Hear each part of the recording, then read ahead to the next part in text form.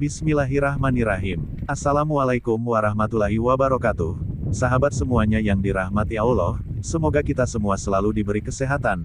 Amin. Pada kesempatan kali ini saya akan membahas tentang menghindari maksiat. Semoga kita semua selalu diberi taufik, sehingga bisa menghindari maksiat. Amin. Menghindari maksiat ketahuilah, bahwa agama Islam terdiri atas dua bagian, meninggalkan apa yang dilarang dan melakukan amal ketaatan. Meninggalkan apa yang dilarang jauh lebih sulit, karena melakukan amal ketaatan, dapat dilakukan setiap orang, sedangkan meninggalkan syahwat, hanya bisa diwujudkan oleh mereka yang tergolong sidikun.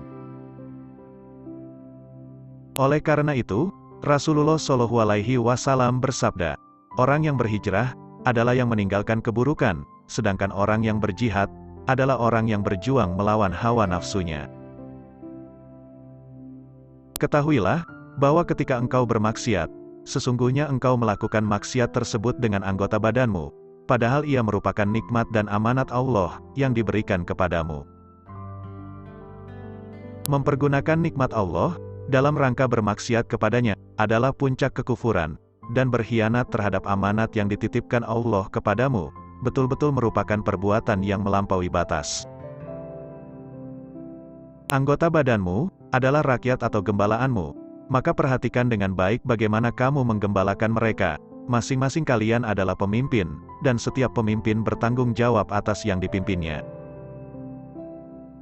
Sadarlah, bahwa semua anggota badanmu akan menjadi saksi atasmu pada hari kiamat dengan lidah yang fasih.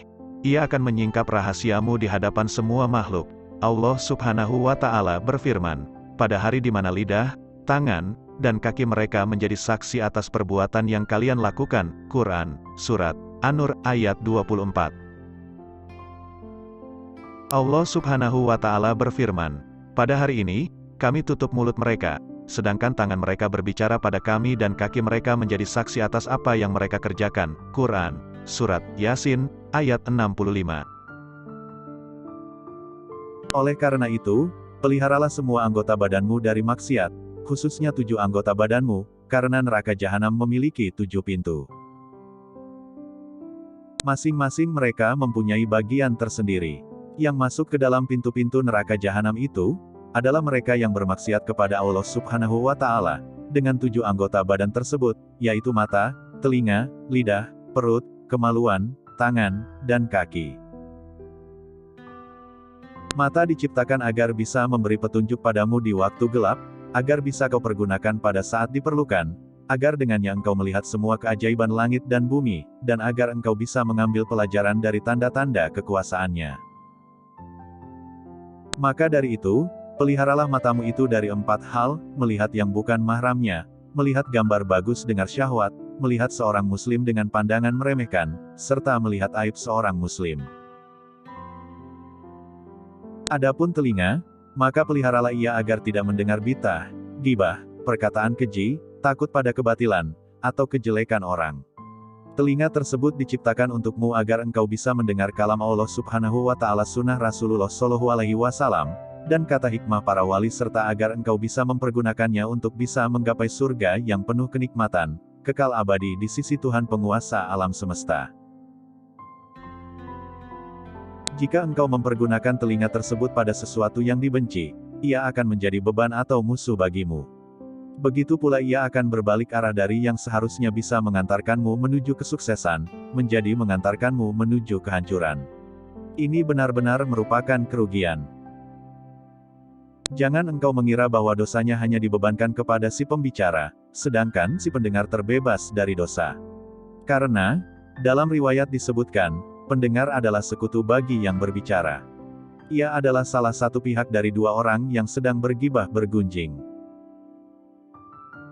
Adapun lidah, maka ia diciptakan agar dengannya engkau bisa banyak berzikir kepada Allah Subhanahu wa Ta'ala, membaca kitab sucinya, memberi petunjuk kepada makhluk Allah lainnya, serta mengungkapkan kebutuhan agama dan duniamu yang tersimpan dalam hati. Apabila engkau mempergunakannya bukan pada tujuan yang telah digariskan, berarti engkau telah kufur terhadap nikmat Allah Subhanahu wa Ta'ala. Lidah merupakan anggota badanmu yang paling dominan. Tidaklah manusia diceburkan ke dalam api neraka, melainkan sebagai akibat dari apa yang dilakukan oleh lidah. Maka peliharalah ia dengan semua kekuatan yang kau miliki, agar ia tidak menjerumuskanmu ke dalam dasar neraka. Sebuah riwayat menyebutkan, sesungguhnya seseorang berbicara dengan satu kata yang dengannya ia ingin membuat teman-temannya tertawa, namun karena itu ia jatuh ke dasar neraka selama 70 musim.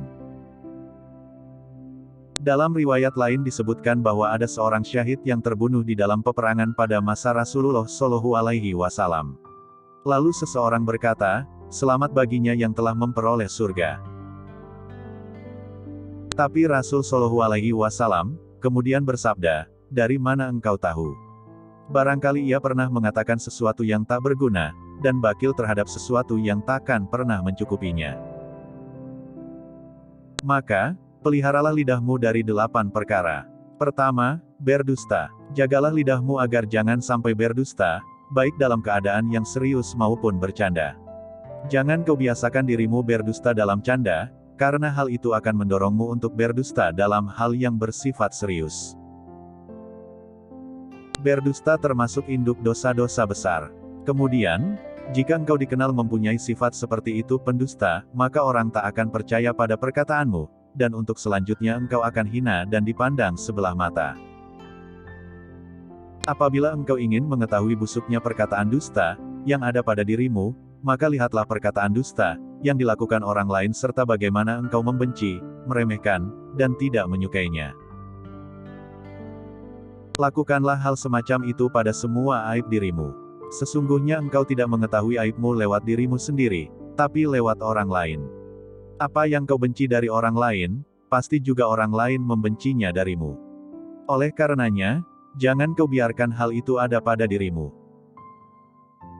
Kedua, menyalahi janji. Engkau tak boleh menjanjikan sesuatu tapi kemudian tidak menepatinya. Hendaknya engkau berbuat baik kepada manusia dalam bentuk tingkah laku, bukan dalam bentuk perkataan. Jika engkau terpaksa harus berjanji, jangan sampai kau ingkari janji tersebut, kecuali jika engkau betul-betul tak berdaya atau ada halangan darurat. Sebab, menyalahi janji merupakan salah satu dari tanda-tanda nifak dan buruknya akhlak. Nabi Shallallahu Alaihi Wasallam bersabda, ada 3 hal, yang jika ada di antara kalian yang jatuh ke dalamnya maka ia termasuk munafik, walaupun ia puasa dan salat. Yaitu, jika berbicara ia berdusta, jika berjanji ia mengingkari, dan jika diberi amanat ia berkhianat. Ketiga, gibah menggunjing. Peliharalah lidahmu dari menggunjing orang. Dalam Islam, orang yang melakukan perbuatan tersebut lebih hebat daripada 30 orang pezina. Begitulah yang terdapat dalam riwayat. Makna gibah adalah, membicarakan seseorang dengan sesuatu yang ia benci jika ia mendengarnya.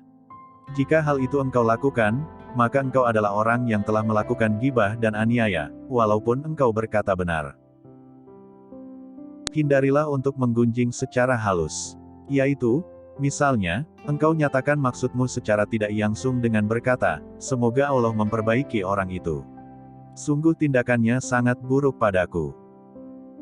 Kita meminta kepada Allah agar Dia memperbaiki kita dan dia. Di sini terkumpul 2 hal yang buruk, yaitu gibah karena dari pernyataannya kita bisa memahami hal itu, dan merasa bahwa diri sendiri bersih tidak bersalah. Tapi, jika engkau benar-benar bermaksud mendoakannya, maka berdoalah secara rahasia, jika engkau merasa berduka dengan perbuatannya. Dengan demikian, jelaslah bahwa engkau tak ingin membuka rahasia dan aibnya. Kalau engkau menampakkan dukamu karena aibnya, berarti engkau sedang membuka aibnya. Cukuplah firman Allah Subhanahu wa Ta'ala ini menghalangimu dari gibah, jangan sebagian kalian menggunjing sebagian yang lain. Apakah salah seorang di antara kalian senang memakan daging saudaranya yang sudah mati? Pasti kalian tidak menyukainya. Quran, Surat Al-Hujurat, ayat 12. Allah mengibaratkanmu dengan memakan bangkai manusia. Oleh karena itu, alangkah baiknya jika engkau menghindari perbuatan tersebut. Jika engkau mau merenung, engkau tak akan menggunjing sesama muslim. Lihatlah pada dirimu, apakah dirimu itu mempunyai aib, baik yang tampak secara lahiriah maupun yang tersembunyi. Apakah engkau sudah meninggalkan maksiat, baik secara rahasia maupun terang-terangan. Jika engkau menyadari hal itu, ketahuilah bahwa ketidakberdayaan seseorang, untuk menghindari apa yang kau nisbatkan padanya, sama seperti ketidakberdayaanmu. Sebagaimana engkau tidak suka jika kejelekanmu disebutkan, ia juga demikian. Apabila engkau mau menutupi aibnya, niscaya Allah akan menutupi aibmu. Tapi apabila engkau membuka aibnya, Allah akan jadikan lidah-lidah yang tajam mencabik-cabik kehormatanmu di dunia, lalu Allah akan membuka aibmu di akhirat di hadapan para makhluknya pada hari kiamat. Apabila engkau melihat lahir dan batinmu, lalu engkau tidak menemukan aib dan kekurangan, baik dari aspek agama maupun dunia, maka ketahuilah bahwa ketidaktahuanmu terhadap aibmu itu merupakan kedunguan yang sangat buruk. Tak ada aib yang lebih hebat daripada kedunguan tersebut. Sebab, jika Allah menginginkan kebaikan bagimu, niscaya Dia akan memperlihatkan aib-aibmu.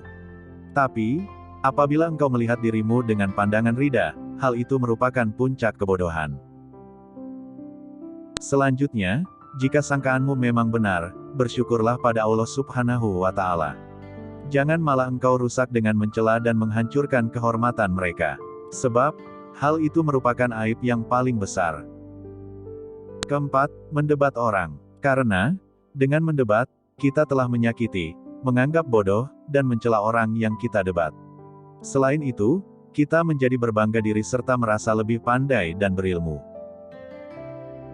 Ia juga menghancurkan kehidupan. Manakala engkau mendebat orang bodoh, ia akan menyakitimu. Sedangkan manakala engkau mendebat orang pandai, ia akan membenci dan dengki padamu. Nabi Shallallahu Alaihi Wasallam bersabda, siapa yang meninggalkan perdebatan sedang ia dalam keadaan salah, maka Allah akan membangun untuknya sebuah rumah di tepi surga. Dan siapa yang meninggalkan perdebatan padahal dia dalam posisi yang benar, Allah akan membangun untuknya sebuah rumah di surga yang paling tinggi. Jangan sampai engkau tertipu oleh setan, yang berkata padamu, tampakkan yang benar, jangan bersikap lemah. Sebab, setan selalu akan menjerumuskan orang dungu, kepada keburukan dalam bentuk kebaikan. Jangan sampai engkau menjadi bahan tertawaan setan, sehingga dia mengejekmu. Menampakkan kebenaran kepada mereka yang mau menerimanya, adalah suatu kebaikan. Tetapi hal itu harus dilakukan dengan cara memberikan nasihat secara rahasia, bukan dengan cara mendebat. Sebuah nasihat memiliki karakter dan bentuk tersendiri. Harus dilakukan dengan cara yang baik. Jika tidak, ia hanya akan mencemarkan aib orang. Sehingga keburukannya lebih banyak daripada kebaikan yang ditimbulkannya. Orang yang sering bergaul dengan para faqih zaman ini, memiliki karakter suka berdebat, sehingga ia sulit diam. Sebab, para ulama tersebut mengatakan padanya, bahwa berdebat merupakan sesuatu yang mulia dan mampu berdiskusi merupakan satu kebanggaan. Oleh karena itu, hindarilah mereka sebagaimana engkau menghindar dari singa. Ketahuilah, perdebatan merupakan sebab datangnya murka Allah dan murka makhluknya. Kelima, mengklaim diri bersih dari dosa. Allah Subhanahu wa Ta'ala berfirman, jangan kalian merasa suci. Dia yang lebih mengetahui siapa yang bertakwa. Quran, Surat An-Najm, ayat 32. Sebagian ahli hikmat ditanya, apa itu jujur yang buruk? Mereka menjawab, seseorang yang memuji dirinya sendiri.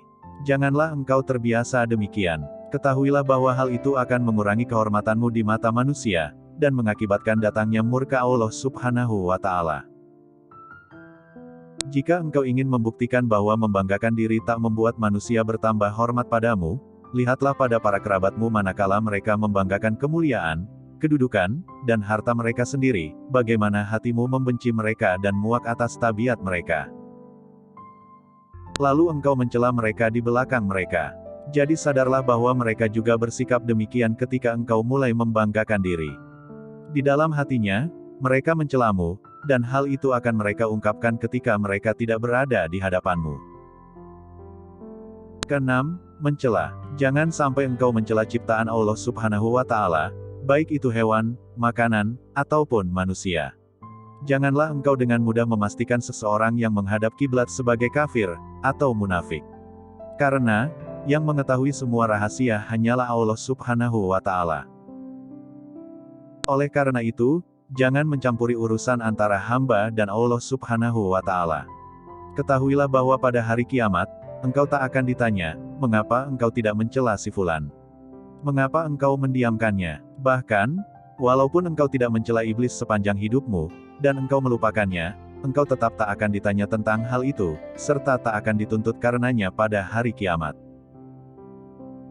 Tapi, jika engkau mencela salah satu makhluk Allah Subhanahu wa Ta'ala, baru engkau akan dituntut. Jangan engkau mencerca sesuatu pun dari makhluk Allah Subhanahu wa Ta'ala. Nabi Shallallahu Alaihi Wasallam sendiri sama sekali tidak pernah mencela makanan yang tidak enak. Jika beliau berselera dengan sesuatu, beliau memakannya. Jika tidak, beliau tinggalkan. Ketujuh, mendoakan keburukan bagi orang lain. Peliharalah lidahmu untuk tidak mendoakan keburukan bagi suatu makhluk Allah Subhanahu wa Ta'ala. Jika ia telah berbuat aniaya padamu, maka serahkan urusannya pada Allah Subhanahu wa Ta'ala. Dalam sebuah hadis disebutkan, seorang yang dianiaya mendoakan keburukan bagi yang menganiaya dirinya, sehingga menjadi imbang, kemudian yang menganiaya masih memiliki satu kelebihan yang bisa ia tuntut kepadanya pada hari kiamat. Dalam sebuah hadis disebutkan, seorang yang dianiaya mendoakan keburukan bagi yang menganiaya dirinya, sehingga menjadi imbang, kemudian yang menganiaya masih memiliki satu kelebihan yang bisa ia tuntut kepadanya pada hari kiamat.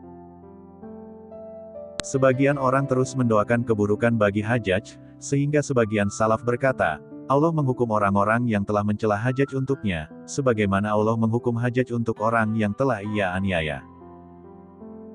Kedelapan, bercanda, mengejek, dan menghina orang. Peliharalah lidahmu baik dalam kondisi serius, maupun canda, karena ia bisa menjatuhkan kehormatan, menurunkan wibawa, membuat risau, dan menyakiti hati. Ia juga merupakan pangkal timbulnya murka, dan marah serta dapat menanamkan benih-benih kedengkian di dalam hati. Oleh karena itu, jangan engkau bercanda dengan seseorang, dan jika ada yang bercanda denganmu, jangan kau balas. Berpalinglah sampai mereka membicarakan hal lain. Semua itu merupakan cacat yang terdapat pada lidah. Yang perlu kau lakukan adalah, mengasingkan diri, atau senantiasa diam kecuali dalam keadaan darurat. Diceritakan bahwa Abu Bakar As-Siddiq radhiyallahu anhu meletakkan sebuah batu di mulutnya, agar tidak berbicara kecuali saat perlu saja. Beliau menunjuk lidahnya lalu berkata, inilah yang menjadi segala sumber celaka bagiku, kekanglah ia sekuat tenagamu, karena ia merupakan faktor utama yang membuatmu celaka di dunia dan akhirat. Adapun perut, maka jangan kau isi ia dengan barang haram atau syubhat. Berusahalah untuk mencari yang halal. Jika engkau telah mendapatkan yang halal, berusahalah mengkonsumsinya tidak sampai kenyang. Sebab, perut yang kenyang bisa membekukan hati, merusak akal, menghilangkan hafalan, memberatkan anggota badan untuk beribadah dan menuntut ilmu, memperkuat syahwat, serta membantu tentara setan. Jika kenyang dari makanan halal merupakan awal segala keburukan, bagaimana jika dari yang haram? Mencari sesuatu yang halal merupakan kewajiban bagi setiap muslim. Beribadah dan menuntut ilmu yang disertai mengkonsumsi makanan haram, itu seperti membangun di atas kotoran hewan. Apabila engkau merasa cukup selama setahun memakai baju yang kasar, lalu selama sehari semalam memakan 2 potong roti garing, lalu engkau tidak menikmati apa yang lezat bagi manusia, maka engkau tak butuh pada yang lain. Barang yang halal sangat banyak. Engkau tidak perlu meyakinkan dirimu dengan menyelidiki hal-hal yang tersembunyi. Tapi engkau harus menjaga diri dari yang sudah jelas kau ketahui bahwa itu adalah haram. Atau setelah dilihat dari ciri-ciri yang terkait dengan harta tersebut, engkau bisa menduga bahwa itu adalah haram. Apa yang sudah diketahui tampak jelas secara lahir, sementara yang bersifat dugaan tampak dengan adanya ciri-ciri. Misalnya harta penguasa dan para pekerjanya, harta orang yang tak bekerja kecuali dengan cara menjual khamar, riba, judi, dan sebagainya. Jika engkau tahu bahwa sebagian besar hartanya adalah haram, maka apa yang kau terima darinya, walaupun mungkin halal, ia termasuk haram karena adanya dugaan yang kuat tadi. Yang jelas-jelas haram adalah memakan harta wakaf tanpa izin, atau syarat dari si pemberi wakaf. Siapa yang melakukan maksiat, kesaksiannya tertolak, dan wakaf atau apapun yang ia terima atas nama kesucian adalah haram. Kami telah menyebutkan hal-hal yang terkait dengan masalah syubhat, halal, dan haram dalam satu kajian tersendiri pada kitab Ihya Ulumuddin. Pelajarilah kitab tersebut karena mengetahui yang halal dan haram wajib hukumnya, bagi setiap muslim sebagaimana salat 5 waktu. Adapun kemaluan, peliharalah ia dari semua yang diharamkan Allah. Jadilah sebagaimana yang disebutkan Allah Subhanahu wa Ta'ala, mereka yang menjaga kemaluan mereka, kecuali terhadap istri-istri mereka atau sahaya yang mereka miliki, maka mereka tak dapat dicela. Quran, Surat Al-Mu'minun, ayat 5-6.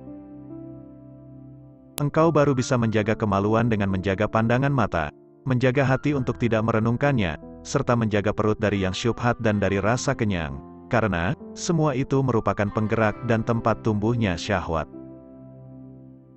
Kedua tangan harus engkau pelihara, agar ia tidak kau jadikan alat untuk memukul seorang muslim, untuk mendapat harta haram, untuk menyakiti sesama makhluk, untuk berkhianat terhadap amanat dan titipan. Serta tidak kau jadikan alat untuk menuliskan sesuatu yang tak boleh diucapkan karena pena merupakan lidah pula. Oleh karena itu, peliharalah pena tersebut sebagaimana engkau menjaga lidah. Janganlah engkau pergunakan kedua kaki untuk menuju pintu seorang penguasa lalim.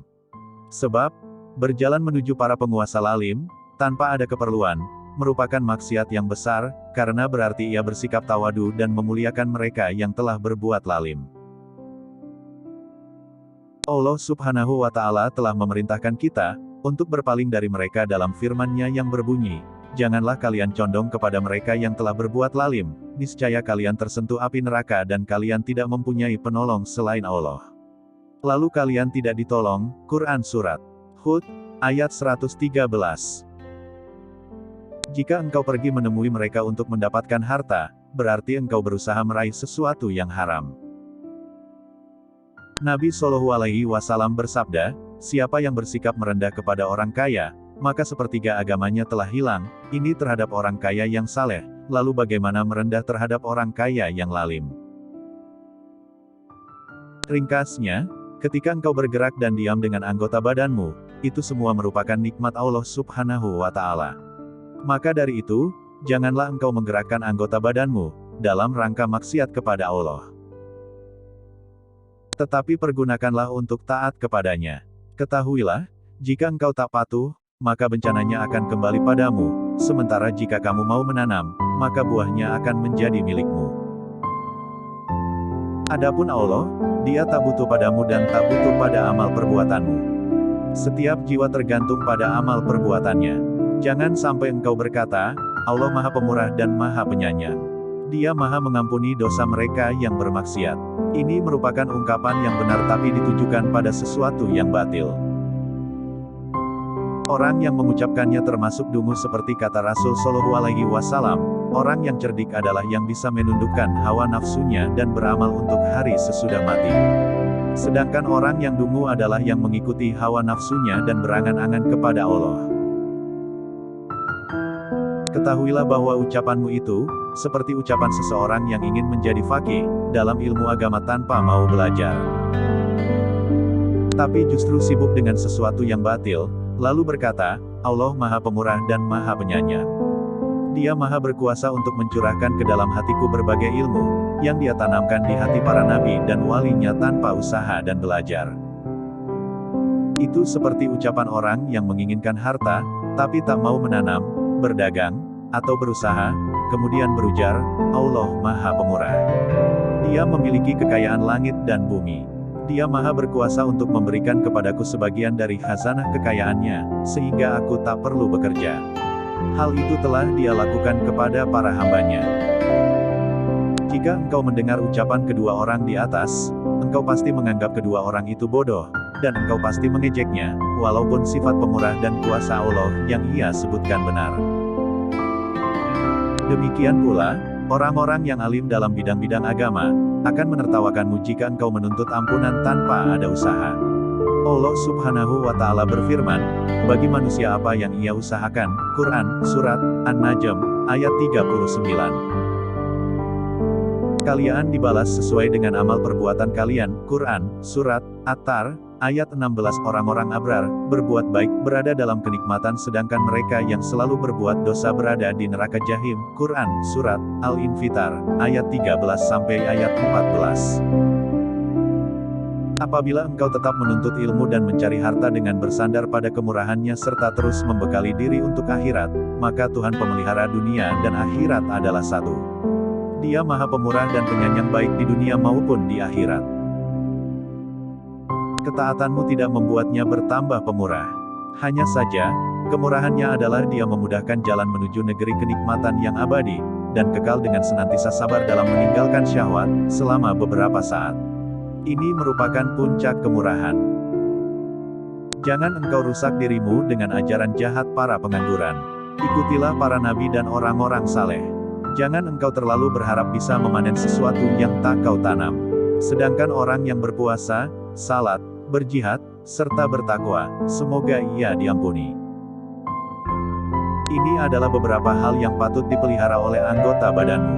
Engkau juga harus membersihkan hatimu, karena ia merupakan bentuk ketakwaan secara batin. Hati adalah segumpal daging yang jika baik maka seluruh badan menjadi baik. Tapi jika segumpal daging itu rusak, maka seluruh badan menjadi rusak. Berusahalah untuk memperbaiki hatimu itu, agar seluruh anggota badanmu juga baik. Hati menjadi baik, dengan selalu merasakan kehadiran Allah. Wallahu a'lam bishawab. Jangan lupa dukungannya untuk channel ini, dengan cara tekan subscribe, aktifkan lonceng, like, komentar dan share. Sekian, terima kasih, semoga bermanfaat. Amin. Assalamualaikum warahmatullahi wabarakatuh.